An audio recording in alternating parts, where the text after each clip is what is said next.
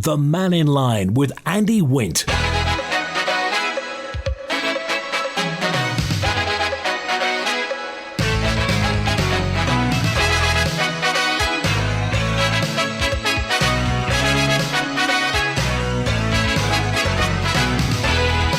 Pastor Mai, good afternoon. Welcome to Mannin Line on Manx Radio.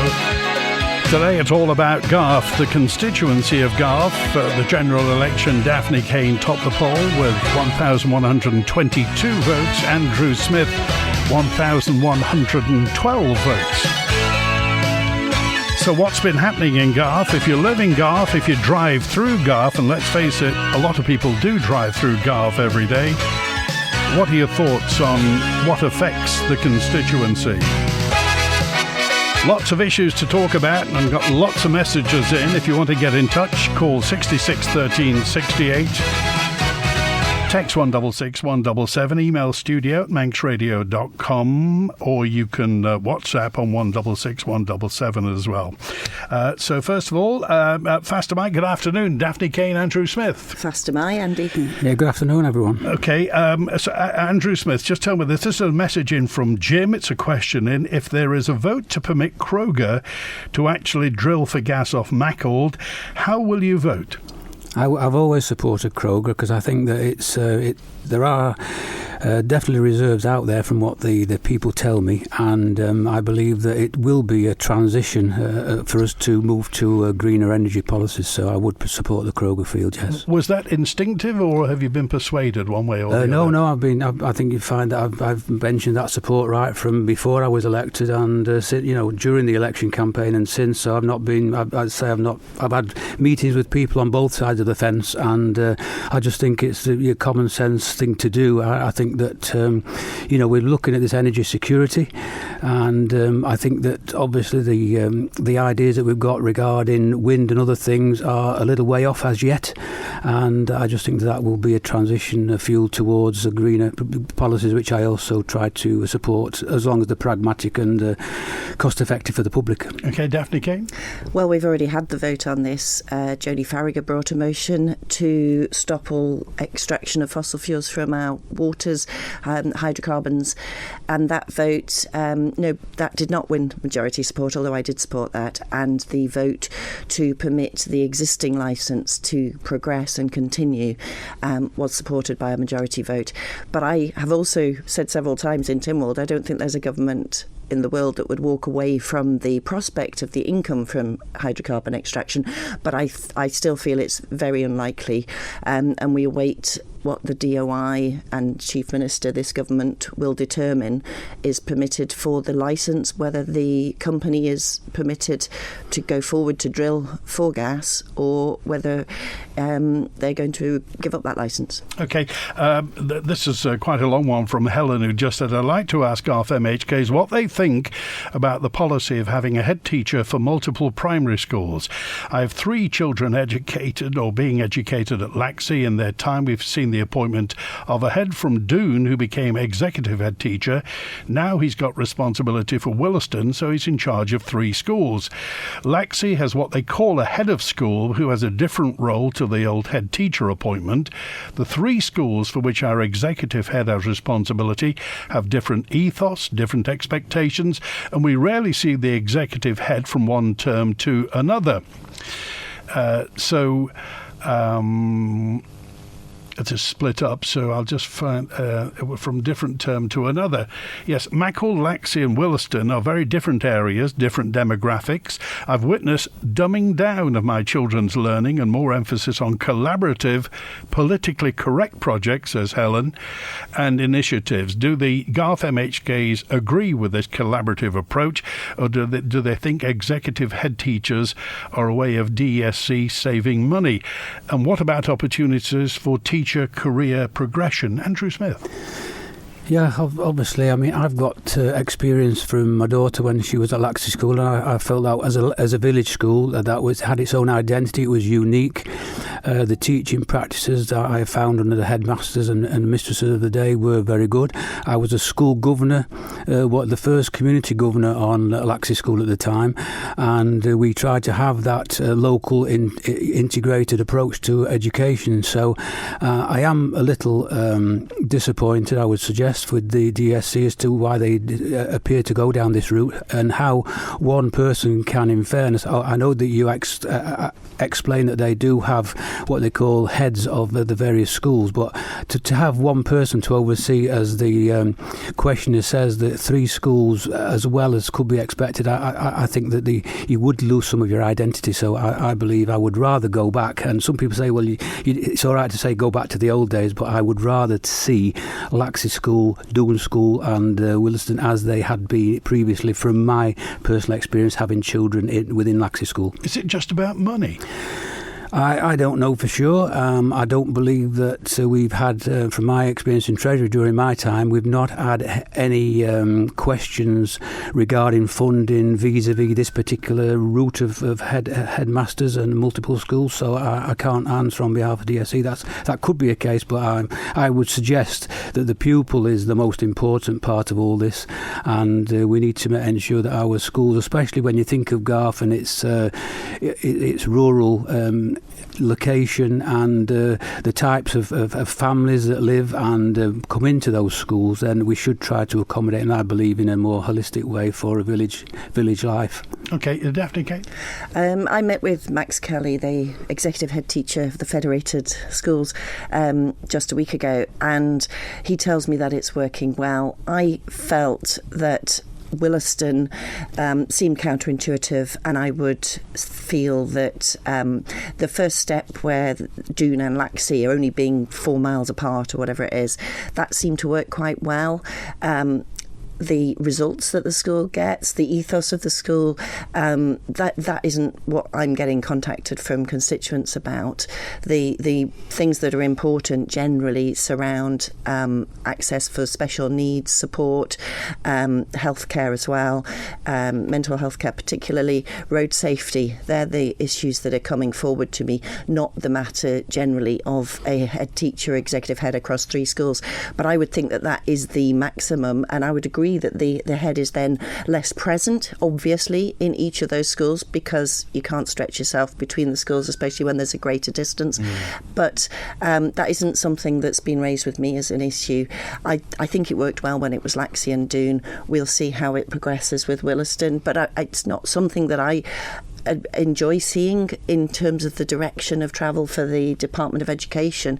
And I do think that some heads, teachers' career progression was better when they were quite often, Mr Jenkins from Bone School Ramsey, for instance, was head at the Doon before he moved on to a bigger school. So I haven't heard anything from the teachers either what they think of this, but it is essential that you have an excellent head of school who is the de facto head teacher for the school, whereas maybe the executive head is more of a financial and administrative. Did the governors have any say in this?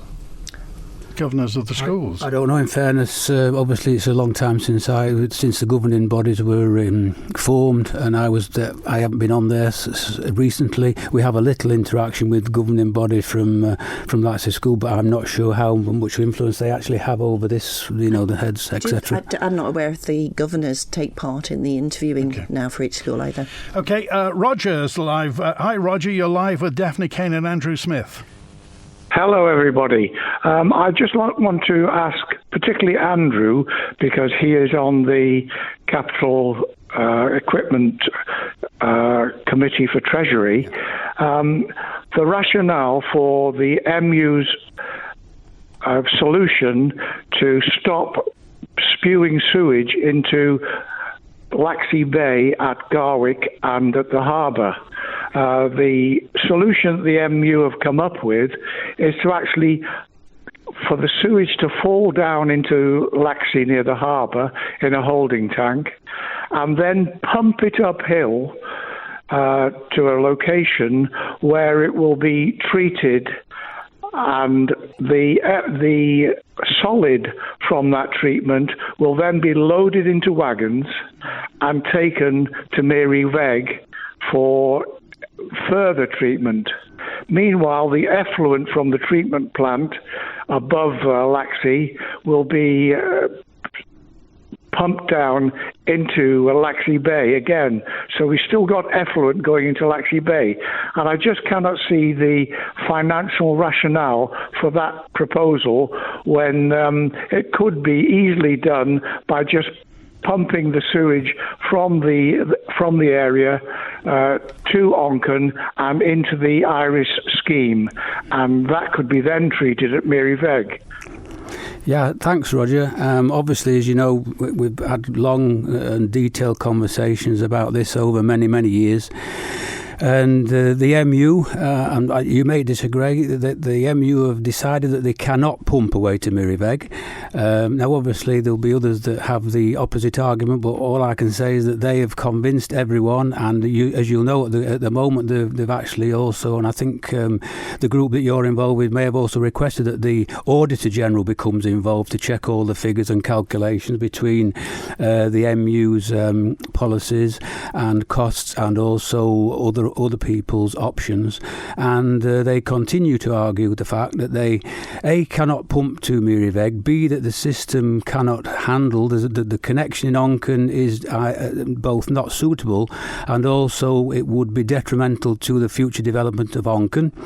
Regarding if it came into a lower area within the central promenade area of Douglas, then we've also got to consider the expansion that we will be seeing very shortly on the upper part of Victoria Road, where we've got Summerhill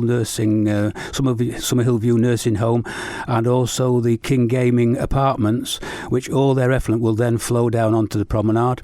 And I say, obviously, I've mentioned this both for many years before my election and since my election. I believe the best option would be to actually take a pipeline exactly from Laxey under the sea and connect that to either somewhere within Douglas on the promenade or all the way to Maryveg, because you would have a pipeline which has 120 year, a high density polyethylene pipeline which would have 120 years life at least.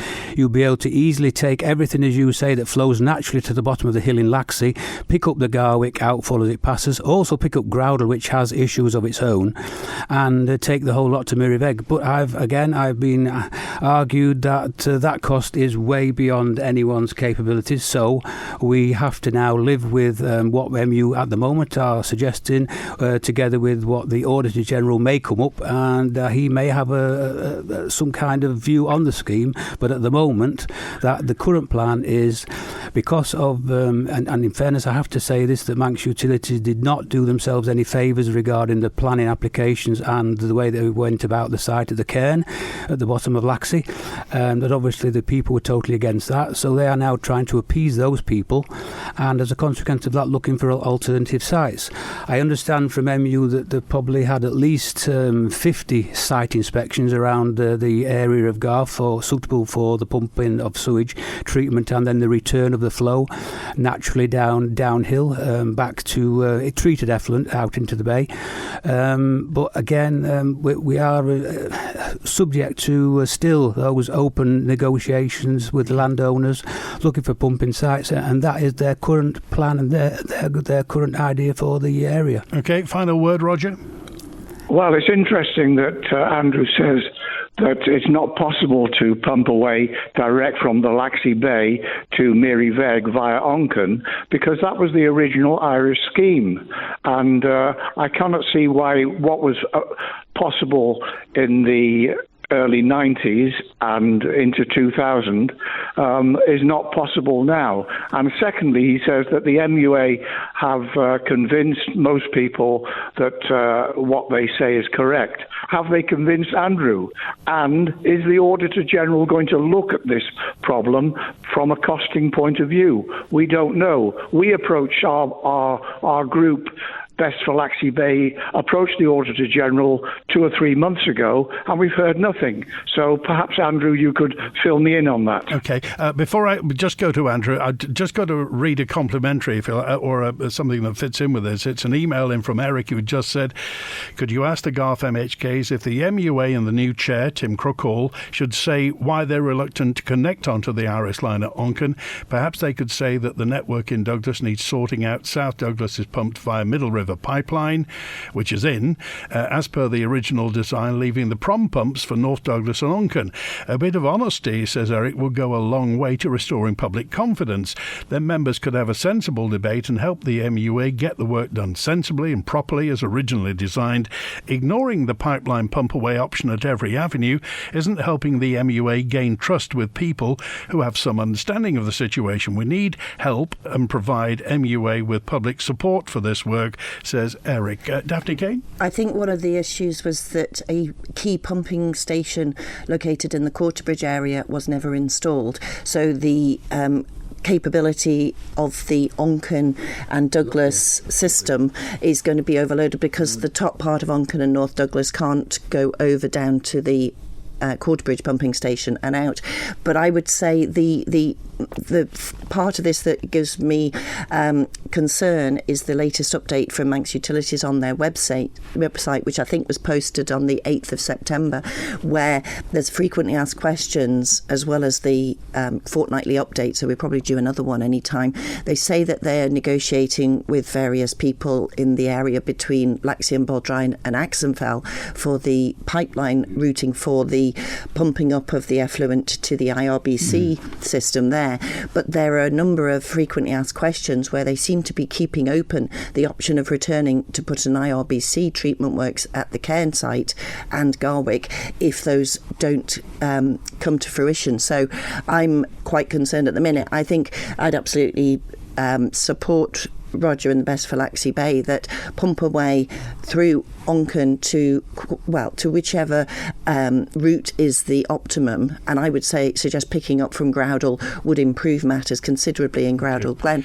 But with that, the Manx Utilities, the environmental and ecological concerns of putting the pipeline round from Laxey, Baldrine and on to Douglas has been firmly battered away by Manx Utilities, so I don't think that is anywhere on the table. Just industry jargon there, IRBC is? It's the Integrated Rotational Biocontactor System. It's a system of rotating cylinders that cleans the effluent to a certain degree before the remaining liquid is then returned. And then obviously the clean effluent flows back out to wherever. Obviously in this case it out to the bay through the system, and they've also got UV treats, to take all these other nasties out of it. And then what your solids are left with, then, as Roger rightly says, will be tankered away to Miriveg, as happens from various other similar sites around the island. But just to come back to Roger's point regarding the Auditor General, as far as I know, Roger, and this is my understanding, I'd like to think it's what his remit is,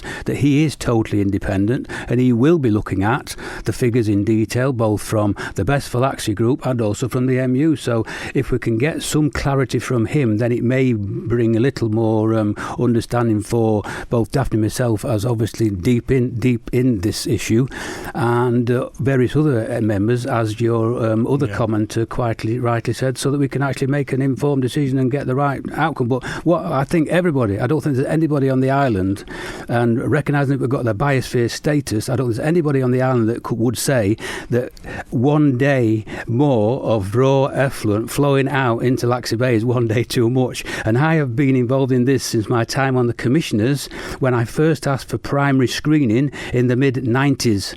That's 30 years ago. Okay. All right. Thanks, Roger. Thank you. All right. Good to hear from you. Stephen's with us now. Hi, Stephen. You're live with Daphne and Andrew.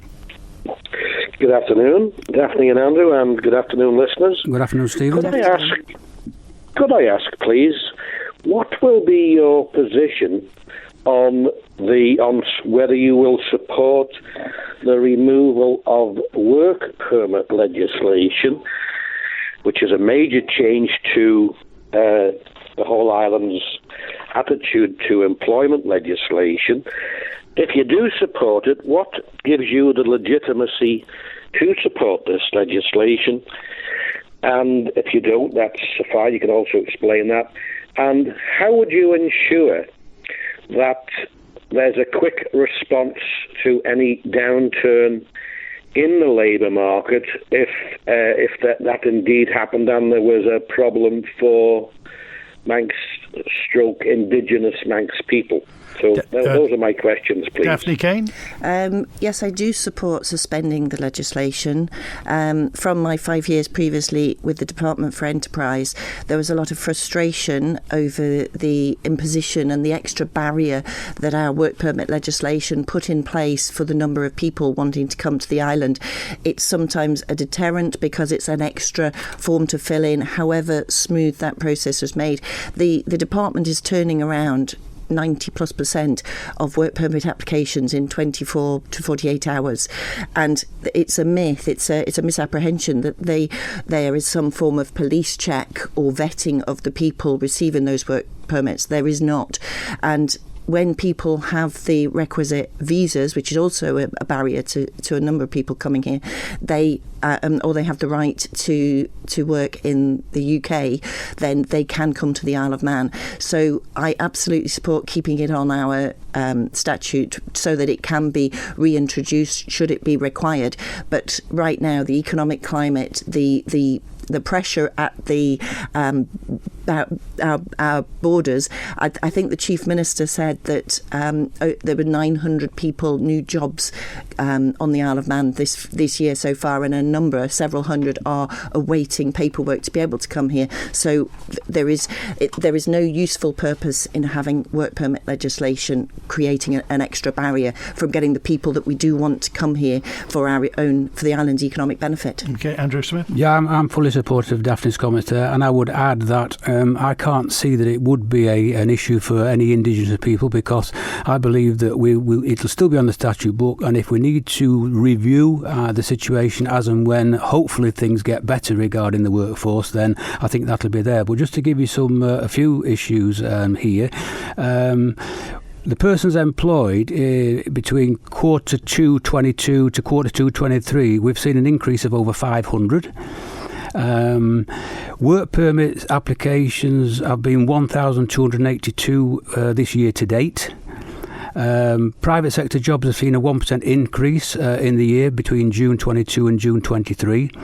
And there have been 468 new applications approved for immigration. The jobs and numbers of people employed remains high. There's a slight dip in quarter 1 this year. But this does not seem to be an indicative of a trend for now. Total jobs and persons employed grew in the quarter 2, 22-23, and vacancies remain very high across all sectors, and demand for workers far outstrips the number of people available. You've only got to just talk it doesn't matter who you speak to, whether it's people in hospitality, restaurants, hotels, builders, construction industry, everyone is saying. And the thing is, what I've got to recognise, that this is not just the Isle of Man, this is not just the UK, this is Europe wide. So we're all looking for the same people. So I truly believe that for the moment in time, that we have to relax something to enable people, and there will be other checks and balances in place for these people. They can't just arrive here, do what they want, and there's no checks or balances on them. We've got to register for income tax, for national insurance, show all these various things, health services, and so I think that we just need to realise, see how we can try and invigorate the current situation that we're experiencing within our workforce. Okay, Stephen. Well, thank you for your replies. I'm still not quite happy with the legitimacy aspect. I hear what Daphne has said and Andrew has said about the buoyant market. However, I'm still not 100% sure that you've got the mandate to do such an important change. But thank you for your replies. OK, thanks for that, Stephen. Good to hear from you. We're live with Daphne Caine and Andrew Smith. The Garff MHKs through till 1. Text, email, call and WhatsApp. At NFU Mutual in Douglas, we believe the best way to look after our customers is to be based close to them. And so, with an office at Key House on South Quay, our great service is always close to home. If you need car, home or business insurance, call in to see us at NFU Mutual for a friendly face-to-face chat. Call us on 674 191. That's 674 191. Or to visit our website, Google NFU Mutual Isle of Man. For your new bathroom, head to Pacesetter, Harris Terrace, Douglas or Spring Valley. In Pacesetter's fully fitted showroom, you'll find the latest bathroom products and designs, from new contemporary styles to traditional Victorian tiles, wall and ceiling panels, accessories and much more. With many ranges exclusive to Pacesetters, plus professional design advice from the experts, visit Pacesetter, Harris Terrace, Douglas or Spring Valley. You can get the best of everything, where the price is twice as nice. TGI Fridays, Harry Ramsden's, Greg's, Chiquito. They're each loved for food and enjoyment. And now they've all teamed up with Iceland to bring their famous food direct to you. Piccolino, My Protein and many more, all in one place. Shop right, so anytime you're craving for what makes them famous, we can help. No defrost, no prep, no waste. Straight from the freezer into the oven. And all at great prices. New exclusive brands. Only at ShopRite. Proudly locally owned. The Ramsey Garden Centre sale is now on, featuring a huge range of garden items at vastly reduced prices. Don't delay. Grab a garden bargain now. There has never been a better time to visit Ramsey Garden Centre. Open 7 days a week on Albert Road, Ramsey. As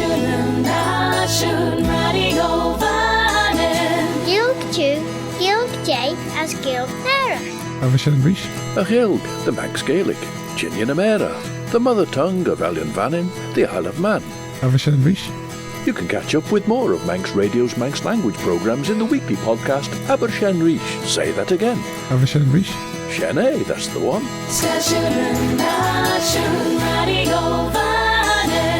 The Mannin Line with Andy Wint. And Daphne Caine and Andrew Smith and Charlie's with us. Hi, Charlie. Hi. Did I hear Andrew say one of the arguments against putting Iris into Douglas was the complex at the top of Victoria Road? Complex where? Top of Summer Hill? Yeah. Yeah, that's right. The Summerhill View nursing home will be handed over hopefully in December. And obviously that I think it's about 70 bed occupancy, and then so obviously all that effluent. We were talking about sewage at the time, weren't we? Yeah. So I was just explaining that all that effluent will be flowing. There's only one way downhill, and it's coming down Victoria Road, as will the King Gaming Building when those, I think it's 40 odd apartments are built. So all I was trying to explain was the pressure, the existing pressure, and then increasing capacity required regarding the obviously down on the promenade in Laxey regarding the sewage that's moving, in Douglas Central Promenade especially, that's picking up all that sewage running through to Mirrybeg. How many occupants were there in Glenside?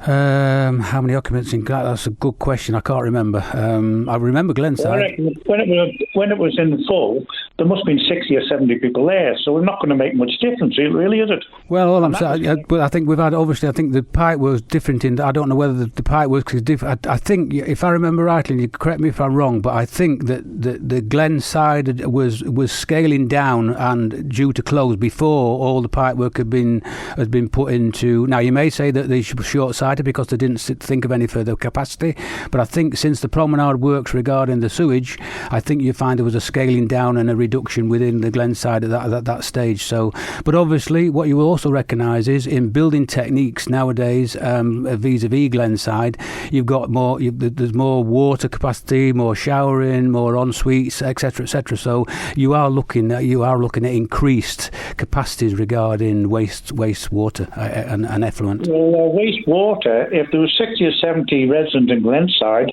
there's not going to be an increase in water or sewage. You've still got roughly the same capacity. Okay, so Charlie, what do you think should happen? Well, it should be pumped round from around the coast and connected. Okay. All right. Thanks for that, Charlie. We're back to sewage again, but I want to go on to properties in Garff. Richard said all over Garff we have dozens of properties which are occupied but have been allowed to fall into complete disrepair, affecting the value of neighbouring houses. Andrew knows, as a former commissioner for Garff, commissioners have the power to address houses which are in an appalling state with rubbish and abandoned vehicles stacked high for everybody to see. We have to paint our house white or magnolia, but down the road there's a house covered in peeling paint and black mould with plaster falling off, but that seems to be okay and nothing's done. As the commissioners know about these houses but nothing's happened, isn't it time dilapidated houses are dealt with legally by the DOI, as for 20 years they've done nothing about any of them, especially when they're fully aware of each one, Andrew? Yeah, I fully agree. And what we're trying to do is, you may have heard in recent days that we were trying to look at adjusting the rate system to bring in additional rates, penalties for people that leave these properties abandoned.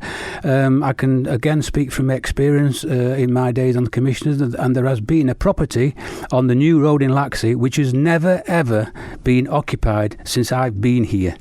And there's the odd person that comes every now and again to make it look as though something's happening, and nothing has happened to that property, and that's right in the centre of the village. Now, I know it's in a commercial area, so it doesn't impact the same as for your good self, because it's in a neighbourhood, but we need to really grapple with this situation, and I think it may well be that the deterrent, it must be through the rateable system. Now, you may say, well, if it's an errant owner, then he won't pay the additional rates, or he won't pay the additional surcharge, but what we do is that we would then put a charge on the house, so that as and when it was eventually sold, we would then be able to reclaim. Now, I know it may not be the most satisfactory situation, but I think we need to address this through the rate system, so that we actually make a penalty for people that leave houses. What I can say regarding when people do step up to the plate and try to renovate these derelict properties, that it is not the easiest thing to do, especially if they've been lying for many years and no roof on and things like that, and trying to bring them up to latest standards. So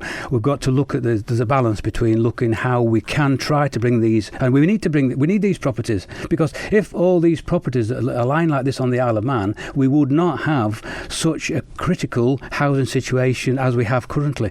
So I think we've got to encourage people, and if that means by veiled threat, as it were, through the rate system, then I think that's what we have to do, and hopefully that will then appease the situation. Daphne, Caine, can we sanction the owners of houses? There are powers for them. You may be interested in a written question, which I certainly am awaiting the response with interest. Mr. Speaker, Ewan Watterson has a question on for written answer on the 3rd October, asking how many times in each of the last 3 years environmental health officers have assisted a local authority in serving a notice on the owner of a dilapidated building, and whether officers have received any feedback from local authorities as to why their powers are not used more frequently.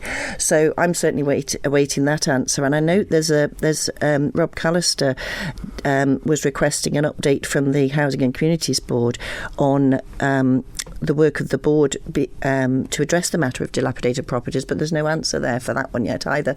So it is a sporadic issue, but there are a few, which we're all aware of, yes, who are consistently in a poor state. So I suppose it's a matter for bringing them to the attention of the commissioners and between the local authorities and the departments responsible for supporting them to take action, because I agree it's inconsiderate to the neighbours and does have a detrimental effect on the area. And I think also that, in fairness to commissioners, I know Garff commissioners have been very active in some of these things, but it may seem that they feel that they're walking in trickle a bit, so that somewhere in the system there is this barrier between the commissioners and councils generally being able to act and the central government authorities being able to support them in that action, and there just seems to be some dichotomy there. Okay, Julian, you're live with Daphne and Andrew. Hi, Andy, and hello, Daphne and Andrew. Hi, Julian. Hi, Julian. Hiya. I have a question about the pumping facility for the sewage at Garff, but I just need 30 seconds to put my question into context. At last week's government conference, the head of the energy transition made some assertions about large amounts of yearly electricity being produced onshore here at either Eriestrain or Druidale. It turns out the figures touted at the conference are based on models and an experimental 5-turbine wind farm located 18 miles east of Scotland in the North Sea, called High Wind, high spelled with a Y, which cost an eye-watering £264 million, which can't really be compared to a field above Colby or Ballaugh. So, Daphne, does this give you any concern about the wildly optimistic figures being touted by the MUA at the moment? If, for example, what contingency plans are in place to pump the sewage at the new Laxey sewage facility or others in the event that we do have future electrical blackouts, if it turns out these wind farms are going to produce about a quarter of what we need? My understanding, I attended the Manx Utilities briefing at the government conference, found it extremely interesting, although equally I have some number of questions which I'll be taking up with them. The issue of the security, our energy security, was addressed, and I think it was made plain that the second interconnector is, as well as the existing one, is what provides energy security to the island, and a second interconnector also enables greater use of onshore renewables. The current one, the current plans for the wind farm at either in Druiddale and Selby or Eristane and Skird, I believe that can already be accommodated with the existing interconnector without causing any instability. And the Isle of Man has an enviable record of no blackouts for well over, I think it's 2 decades. So the Isle of Man has a very good record, and they will be doing everything they can to ensure that continues. So the renewables, in terms of I don't think whichever system, the whole island, not just Garff's proposed sewage scheme, but the whole island, the whole of Port St Mary and Port Erin have pump away to Mary Veg. And I think the issue for Garff is more, why should we accept a system that's considered not as good as the aerated sludge system, the old-fashioned system that was put in place at Mary Veg, when there is apparently capacity to take the sewage from Garff there. And I think it was a 2006 document, findings were the conclusion that Laxey was not suitable to have sewage works within the area, and it should be pumped away to Mary Veg. So for me, the question isn't about the security of the island's power. I think there'd be a lot of issues all over the island if the power was off because it wasn't provided. And I one thing I do believe in the programme lead who was talking about the renewable provision is that they are carefully evaluating every aspect of what is the best mix of energy for the Isle of Man with our wind and natural resources. Okay, Julian? Yeah, I do agree with you.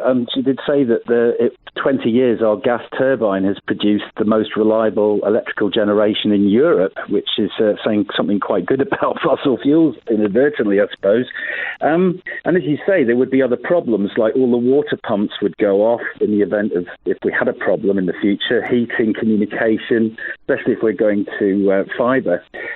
My last question then is, the ARRET report, the Future Energy Scenario report that the Isle of Man government commissioned, said that the cheapest scenario 1 option for an interconnector with all the substations and everything was £585 million in 2019 money. Where's that almost 600 million and maybe more with inflation going to come from to pay for the interconnectors? Okay, just this question briefly. If you well, on the Future Energy Scenarios document described 4 options, and a second interconnector was bringing the cheapest energy to the Isle of Man, but the energy trilemma is to achieve energy generation for the Isle of Man that balances the security aspect, the cost, as well as security.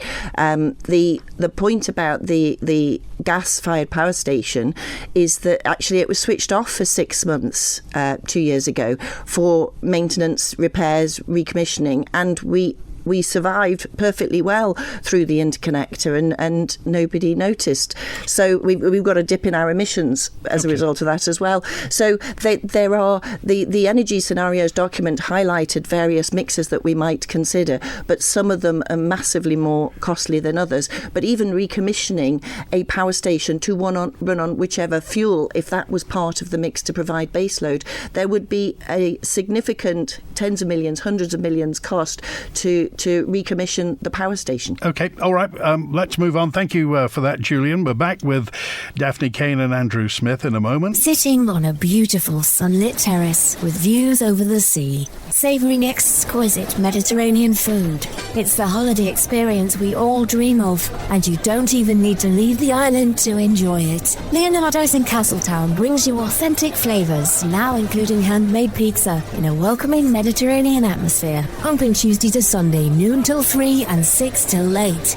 Taste the Mediterranean at Leonardo's in Castle Street. Search them on Facebook. I began to struggle with the stairs, but I didn't want to leave our family home. So my daughter told me about Acorn Stair Lifts and their new showroom in Douglas. I was able to try the stair lifts and find the right one for me and the home I love. They were so friendly. The whole process was hassle-free and they offered the whole package from installation to servicing. Choose the island's first choice for stair lifts. Acorn Stair Lifts, South Quay, Douglas. Call Acorn Stair Lifts now on 672 414 or call into our Douglas showroom. Book now for Joseph and the Amazing Technicolor Dreamcoat at the Gaiety Theatre from October the 8th to the 14th. With a cast of local favourite stars, this feel-good, joyous musical is suitable for the whole family. Packed with fun, uplifting songs and dances, with hundreds of beautiful costumes, and many of the island's most talented trained children. Don't miss the Christine Wilde Theatre School and Rachel Wilde Performers Studios Joseph at the Gaiety Theatre this October. Get ready for another winning weekend on Manx Radio. And this weekend you can win a set of motorbike tyres up to the value of £250 from H&H Motorcycles, the one-stop source for everything bike at hmotorcycles.im. Visit manxradio.com and answer the competition question for your chance to win. You can enter as many times as you like. Then make sure you're listening to Manx Radio Breakfast on Monday morning when we'll be announcing the winner. Make this your winning weekend with your nation station, Manx Radio. The Mannin Line with Andy Wint. With Daphne, Caine and Andrew Smith, the Garff MHKs. We'll come to floods in just a moment. I just want Eddie to pose his question first. Eddie, you're on live. Thank you. Both your MHKs said they want to relax the work permit. And yet Andrew went and said that 90% of all work permits were being dealt with within 24 hours. Now, as a Manxman, I would like them to say, are they going to represent the Manx people and ask Europe to relax their work permits so that Manx people could work in Europe without having a work permit? OK, Andrew Smith? Well, that's certainly a thought. I mean, I can obviously look in if that needs investigating. Are you telling me that there is a barrier to Manx people working in Europe? Yes, there is. Is that for the people that have got a Manx passport, or no? That's because they're Manx-born. Manx-born, right? Okay. Well, there's no reason why I can't. Actually, I'm happy to look at that. What we could achieve by the Isle of Man speaking to someone at the European level, I don't know for sure, but we do have interaction at that level. So I will take up your challenge if you wish, and I will try and see what we can do there. Okay. All right. Thanks, Eddie. It's good to hear, and thanks for hanging on for an awful long time. My inability, says DC on 835, my inability to obtain full buildings insurance cover on my property in Glen Road, which was flooded in 2019. Incidentally, I hold the government partly responsible for this. What's the situation, Andrew Smith? Yeah, well, it's as we rightly know, it's coming up 4 years now, and the issue we've got is that everyone on the Glen Road had obviously some devastating flooding within their properties as a consequence of that event. And as to responsibility, then yes, that's an argument for. Well, we wouldn't have enough time on this programme at the moment, but that's an argument for another day. And that is still ongoing. I'm still giving evidence to the investigators that are looking into that event. But regarding the insurance, as you know, that there are works have been going on in the river since that time and are still ongoing. We're only able to go in the river at certain times of the year because of DEFRA's policies on wildlife and fishes, etc. And the current works have got to be finished by the end. They've got to be out of the river by the end of September. What I'm hoping is that when those current works are finished, then all the properties along the Glen Road, from Victoria Terrace, the Wooler Mills, right down to Swales Bridge and beyond, have been suitably protected against future flooding, and all the risks are therefore mitigated. We've been in a situation in the interim whilst I've been speaking to local insurers, local brokers, off-island insurers, in that they are saying that until the scheme is completed to their satisfaction, they can't really look to review what the insurance practicalities are. So it's very similar to having a car accident and only having half the repair completed. They will not consider it and pay anything out or address the situation until it's actually the works are completed. So I am hopeful. I'd like to think I could give an ultimate guaranteed promise, but I am hopeful that if these works, as they tell me, that will be finishing at the end of this week, have now protected all those properties affected to the necessary levels, then I can then take my conversation to the next level and start to challenge the insurances, the assessors and the underwriters as to why we can no longer get back to some sense of normality regarding not only buildings cover, flood cover, but actual levels of premium, because they've also been hiked dramatically. OK, this is a question now. This is for Daphne Caine, who just says, Mrs. Caine's got a background in tourism, a long time ago, wasn't there? So I just wonder what Mrs. Caine's opinion is of the importance of the MER, which runs through a lot of Garff. I was taking a ride on the electric tram only Sunday. I think it's hugely important, and I am awaiting the report of the review of railways that was commissioned between Caine and the Department of Infrastructure while Mr. Thomas was Minister there. I did have a very brief input into the consultants session that when they came over and spoke to various heritage rail groups and interested parties. I just think it's critical if we are expecting to expand our tourism offering to attract 500,000 visitors a year from the current 300,000, that we have a means of transporting them around the island that doesn't just rely on the motor car or other vehicles. So, no, I think that the electric tram is more significant in a way than the steam because it's more unusual, especially the Isle of Man has this unique variety of railways within our offering, from the mountain railway, the electric and the horse tram, as well as steam. But for great parts of Garff, through Groudle and through Mackald, the electric tram is the public transport because the bus routes don't go there. Is Visit Isle of Man's job more difficult without having a tourism minister, do you think? I'm aware that there was a move in at the start of this administration to establish a board that comprised tourism, leisure, railways, I believe, but that wasn't progressed with when the Climate Board and the Housing and Communities Board were appointed. So whether this report is seeking evidence perhaps to lead to that kind of arm's length operation for the tourism and leisure and heritage offering that's currently under various government departments, I don't know. I'm not in the Chief Minister's confidence, but I'm hopeful that the report will reflect the huge importance of the railways in their current network with and completing hopefully the reinstallation of the horse tram line, but also not seek to break them up, reduce them in any way, but actually to celebrate them. I think we've got railways that would put us on the map, as the antiques expert said who visited in the summer, as World Heritage status. There is nowhere. The Isle of Man is unique and special. Andrew Smith? I think, it does attract a lot of people to the Isle of Man, and obviously being in Laxey, you see how busy the station is, and it's the only way to get to Snaefell. As Daphne rightly says, it's the only public transport through Doon, Ballaglass and the other parts lots of mackled.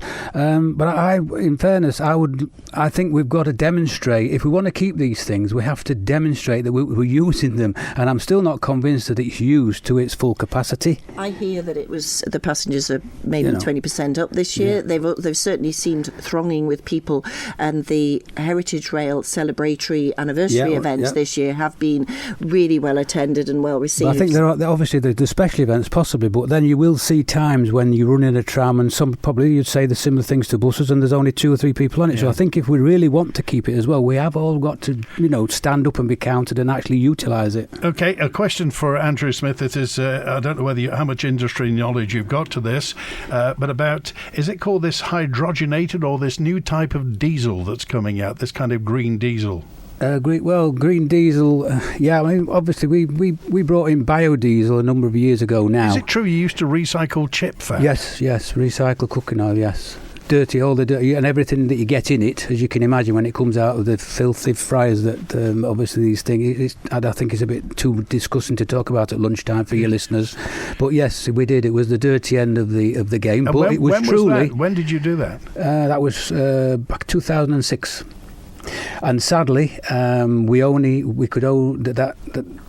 to end that operation because the raw product just dried up because various other people could see the opportunity for their own vehicles, and therefore our source of supply dried up. But yeah, that was a cleaner option. But I'm not sure. I don't know enough about this hydrogenated diesel yet. But yes, we've got bioethanol for petrol engines. But yes, there's. I think again, although we're looking to move to green energy and wind and hydrogen and things like that, I think we have to recognise that diesel engines and diesel vehicles will be with us for a little while longer. So if we can get these ultra low sulphur diesel engines to be more efficient, then I think as an interim measure, that's what we've got to have to gain. Well, as somebody who's in the trade, how long do you think diesel engines are going to be around? 10, 20 years? Well, I've got a car that's already... Yeah, my car will go another 30 years easily, but that's not to say it would be allowed to go another 30 years. But diesel engines... Well, that was what they're made for. Diesel engines will run 24/7. You don't need... with very little maintenance, because they've got far less moving parts than a petrol engine. Okay. But it would be better not to have the emissions from diesel, and I'm celebrating the fact that Nissan has announced it's going to go all-electric production of electric vehicles in Europe by 2030, and I think the Aleman should stick to its guns and go ahead with the ban on fossil fuel cars by 2030 as stated, but we'll await the government announcement on that. We got through about a quarter of the questions, so would you both come back in the new year? Be happy to. No problem. Good to hear from you. Andrew Smith and Daphne Caine, the Garff MHKs, were open line tomorrow, and thanks to Chris Quirk on the phones today. WINT